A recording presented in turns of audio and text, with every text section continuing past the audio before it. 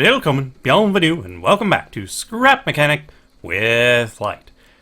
Sorry about the lack of videos lately, but it's nearing the end of the semester and things are a little crazy. Time is at a premium, but I wanted to do this particular creation challenge because, well, it's really fun and it didn't take too long to do. I was not quite as ambitious as I was with the waddling Dutchman. But I still went a little overboard, because, see, giant ramp to somewhere, riding on a bike. Bike is facing the wrong way. Why are you facing the wrong way, bike? It's a little powerful, so aiming it is a little rough. But let's head up this ramp and see what we've got. Let's zoom on out. This should make it easier to maneuver and to see for you guys. So we slowly make our way up the ramp because this bike is not particularly great at going straight at high speeds. So we'll take our time coming up this ramp. And what do we see? More ramps! And over we go. Whee! And up, and we go! This way. Ah, there we go. We landed all right. Not the best landing in the world, but pretty decent. So we've got a colored bar here letting us know how far we made it. There are 13 colors from black up through dark green, so we are at 14, 15, 16, 17, 18, 19, almost 20 sets of colors. There are 10 blocks per color, so we made it almost 200 blocks. That's right, it's the Evel Knievel challenge. We made ourselves a nice motorcycle, a nice ramp with my face on it. See? And for those of you wondering why I'm green, that's why. I mean, that's my Minecraft skin, that's my icon, that's what I look like. So that's why I'm green. So let's give this ramp another shot. Looks pretty neat from the side. I like it. The motorcycle stays balanced. It has thrusters down for added maneuverability. Well, not maneuverability, traction, really. So I turn them off while I'm on the ramp because you don't need the extra traction when going slowly, and you don't want to be pushed down when trying to make a jump. So let's just head on up this ramp one more time. If we can get a nice, perfect lineup, I might even do a side shot cinematic view of it. Can we make it nice and perfect? Can we? Almost perfect. Let's see how it goes. Whoa! Oh. That was bound to happen when I got greedy and tried to do the cinematic view. But it's a good bike. It always stays balanced, even if it flips itself over some way or other. It can recover from it. The gas engines are on really darn high. I don't think they're at full, but if they're not, they're pretty close. Because we need that sudden jolt of speed right at the bottom, but we need to be able to coast down the hill. I like having gravity add a little bit of oomph to our descent, I suppose is the best way to put it. I like coasting down the hill and then picking up speed at the bottom. Let's give it another shot. And off we go!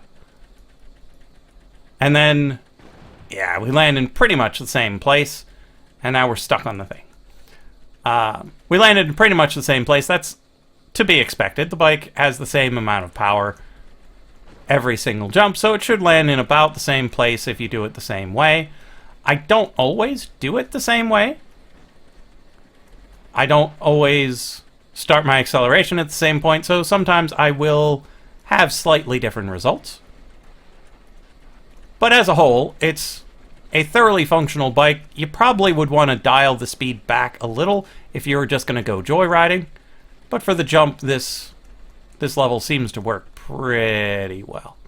When trying to record and do this at the same time, I get a little bit of frame loss, but it's nothing too dramatic.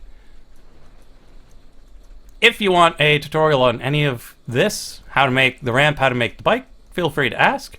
I don't necessarily plan on doing it without prompting, though, because it's not a great bike. Whoa, and a bit off target on that one. It's not a great bike. It does balance itself. It does have the thrusters for added traction. It's got a little bit of style. It's a nice low rider type, but it wobbles. It has a bit of a hard time when working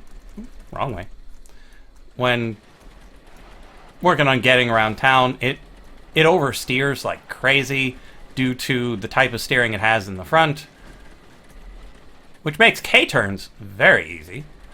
But other than that, you have a bit of trouble using it as a primary means of transportation.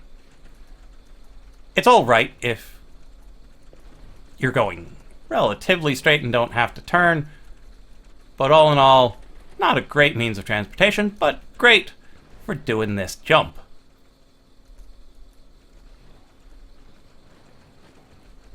And one more time. Yep, landed in almost exactly the same place.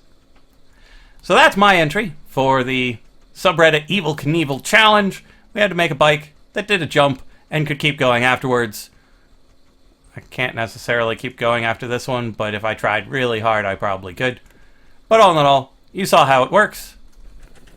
Got to see my face on the side of the thing. Let's get back over there so we can see that as we're getting out of here. Good bike, good ramp, good day to you, and make sure you watch all of the other contestants. Last time it was Has Been Bad's, what was it? The Flintstones car that won the contest.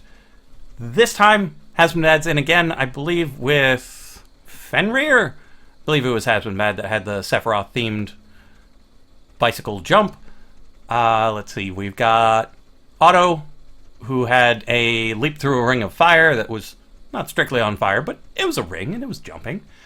There was one where they were avoiding using any sort of thruster or spring-based stabilization. I didn't get around to watching that one, but it sounded awesome. I think there were a couple others, but I can't recall them off the top of my head. But please go watch them. If you like mine, vote for mine. If you like theirs, vote for theirs. I am happy to see people win that aren't me, because that means the contest is going to keep going and going and going. We need new winners as often as possible. So if you like mine, my 190 block jump with my interesting hog here, feel free to vote for me. If not, leave a comment, tell me how I could do better. And I will see you in the next episode of Scrap Mechanic with Lyte.